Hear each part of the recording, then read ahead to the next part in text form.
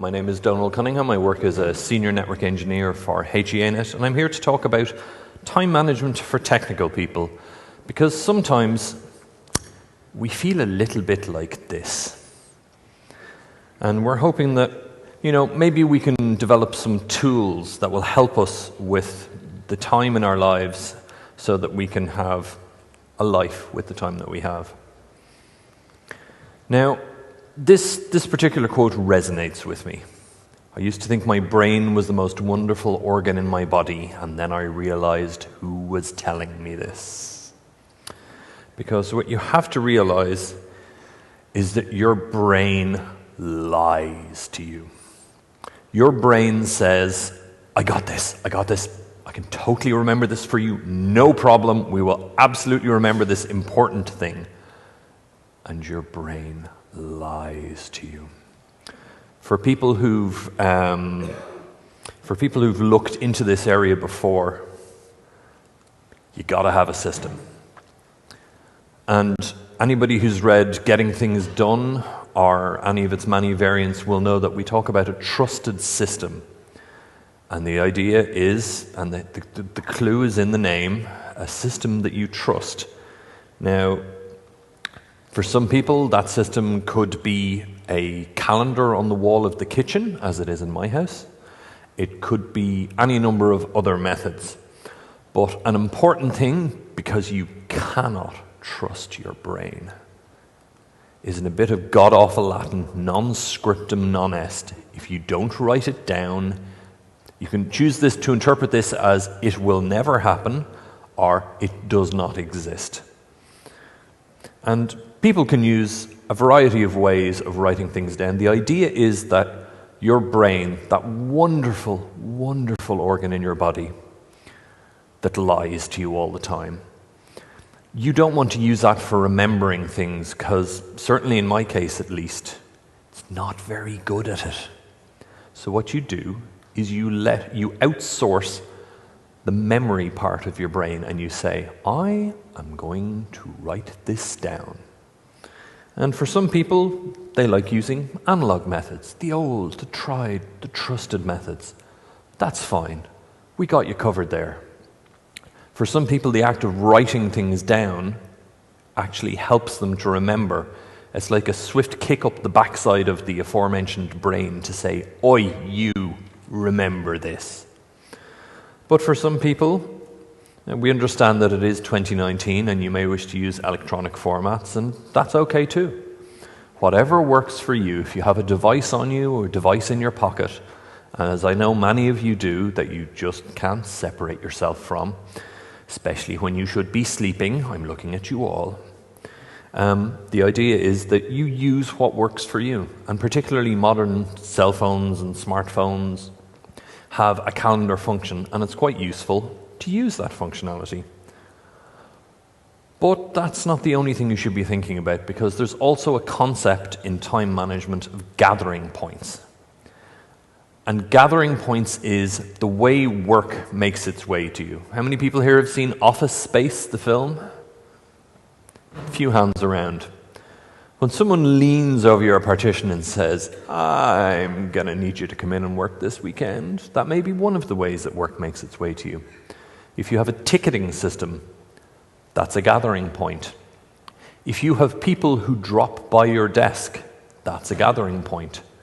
If you have somebody who stops you in the corridor and says, oh, could you just do this one small thing for me? That's a gathering point too. One thing that I do find useful is that if somebody stops me in the corner and says, can you do this one small thing for me? I'll take a suggestion from Tom Limoncelli's book, Time Management for System Administrators, a little old now, but still full of useful information. Talks a bit about Palm Pilots, but that's okay. He suggests that if somebody stops you in the corridor and says, Alan, can you do this one small job for me? And Alan just nods and goes, yeah, I'll totally do that for you. What you can do is Alan can say, yes, I'd be happy to do that for you, but I'm away from my desk.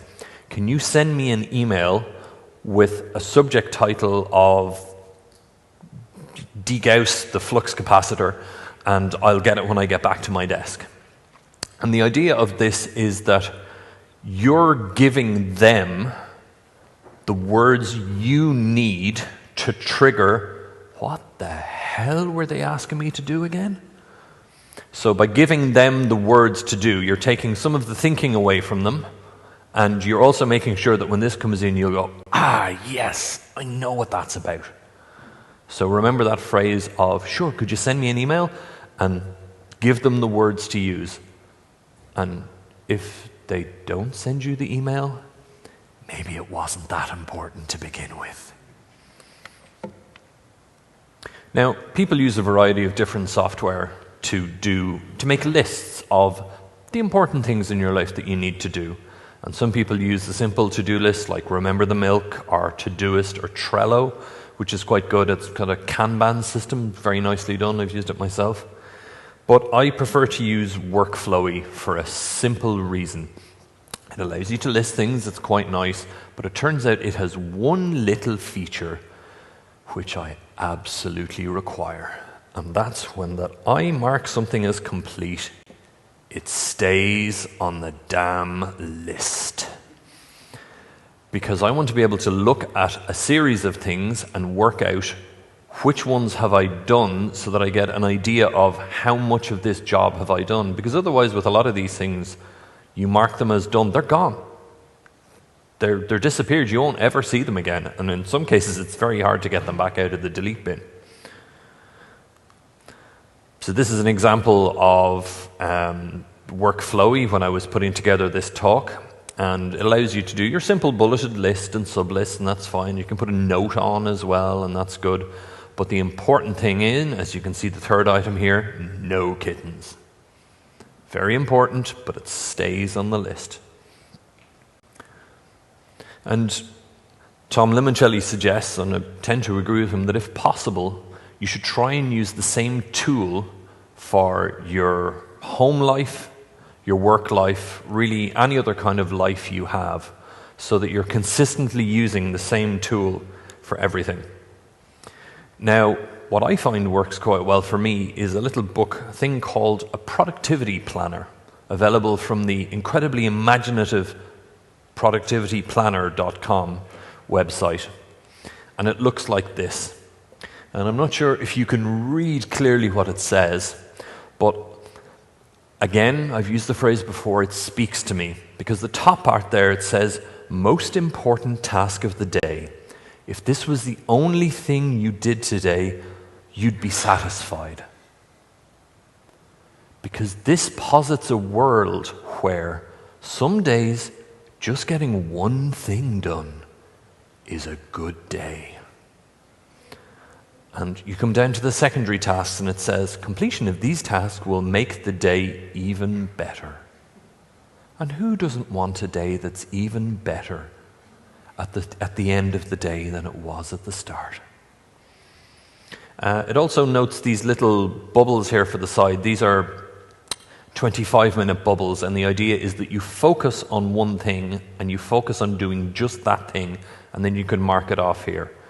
Another reason I like this is that it has the target as a number and actual as a number, implying that there might be days when the plan you have to spend time working on job A may not be the amount of time you actually get to spend on job A. So that at the end of the day, you can just write it down and go, I plan to spend 5 periods of time on something today. But then someone came to my desk with a small issue which turned out to be a misconfiguration on the core device, and I got 1 time period done. So it helps, and you can work through it. I would recommend, what I try and do, and I don't always get to do it, is when I get into the office in the morning, although it's blasphemy in our industry, I don't actually drink coffee. And as an Irishman, I don't drink tea, which freaks out most of the people I love, live and work with. But when you've had your beverage of choice in the morning, take the 2 or 3 minutes, have a look at I have a look at my Workflowy list, and I work out, what do I really want to get done today?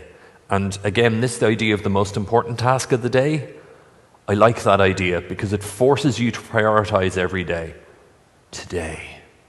today is the day I overthrow the DNS server, or whatever it is that you want to do.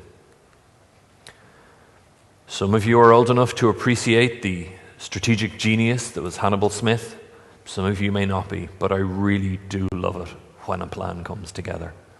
And if you make the plan, there's a saying, I'm a recovering scuba diver, although I recovered in a good way and not the way where, you know, people bury you at sea or anything. But there was a saying, plan the dive, dive the plan. And there's a lot of wisdom in these pithy sayings, which I seem to have an unending supply of. Now, I know that priority 1 tasks are the very important tasks, and they're important. They have a number that's so low it's almost 0.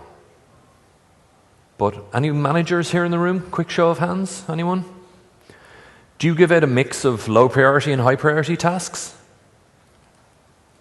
Do you expect people to start at the top, work their way down, and only work on priority 4 tasks when you're finished? See this little guy, this little cute guy here? He's a priority 4 task. All he wants is a little bit of your time. All he wants is to be loved. But he just doesn't get the love. So please, don't forget your priority 4 tasks. If you have a calendar, if you put a little note in your calendar and say, today I'm going to scratch the cat behind the ears. Because that's just how I roll. And sometimes what you really need is you need a shield, an interruption shield, particularly if you work in a very interrupt-driven environment, that perhaps you might say, well, what I'm going to do is I work with Rob, and Rob's going to take all the interruptions in the morning, which is why he's got his surprised face on, and what I'll be able to do is work on my projects, and then maybe we'll swap around, and in the afternoon I take all the incoming calls or the incoming walk-ups, and he'll be able to work on his project. And maybe that's a way of doing it. The reason the 25-minute little block was on the list earlier in the productivity planner, the Italian for tomato is Pomodoro, or so I'm led to believe by Google. And a Pomodoro system is that you focus on one task for 25 minutes and you go full at it until it's done. And you use a Pomodoro timer. Now you can get an app for Pomodoro, or Tomighty on the Mac is one that's quite good, but the idea is you zone in, you focus, and that's how you get things done. Now, a couple of references as well, things I find quite useful.